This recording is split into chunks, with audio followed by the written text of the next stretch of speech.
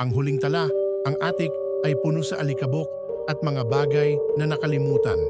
Binuling velvet, malutong na papel at ang nakakabagabag na katahimikan ng isang lugar na hindi nagalaw sa loob ng mga dekada.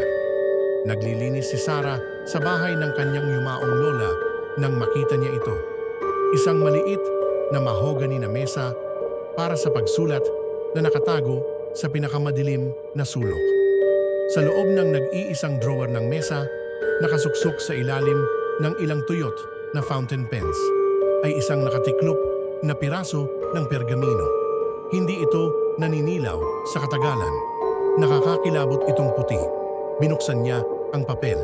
Nakasulat sa elegante at pamilyar na sulat kamay ng kanyang lola ay isang pangungusap.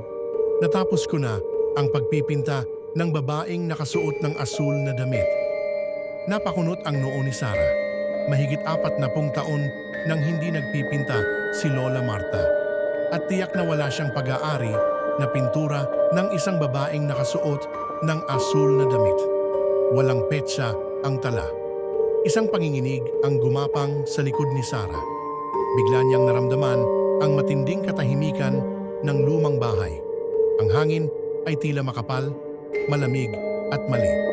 Tinitiklop niyang muli ang tala at tumayo. Nagpasya na ibalik ang mesa sa lugar nito.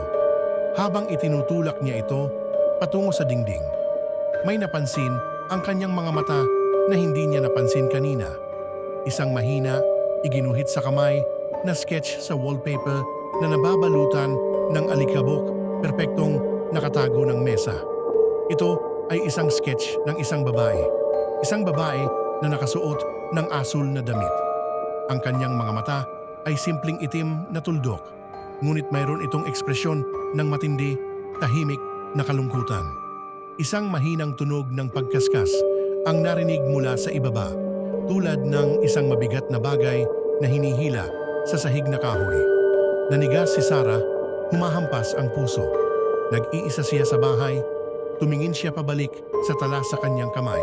Pagkatapos ay sa sketch sa dingding.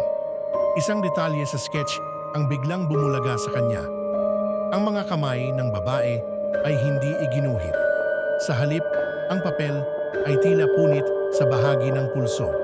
Tumigil ang tunog ng pagkaskas sa ibaba, napalitan ng hindi maikakaila, ritmikong tap-tap-tap ng mga hubad na daliri sa isang ibabaw na kahoy, dahan-dahang umaakyat sa hagdan ng attic.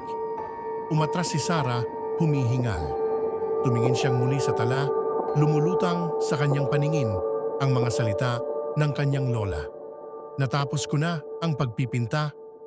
Dahil sa matinding pag-uusisa, binaligtad niya ang papel. Sa likod, nakasulat sa parehong matatag na sulat kamay ay ang natitirang bahagi ng pangungusap. At ngayon, kailangan ko ng mga bagong kamay para sa susunod. Tumigil ang pagkatok sa mismong labas ng pinto ng attic. Ang latch ay nagsimulang dahan-dahan at masakit umikot. Ang katapusan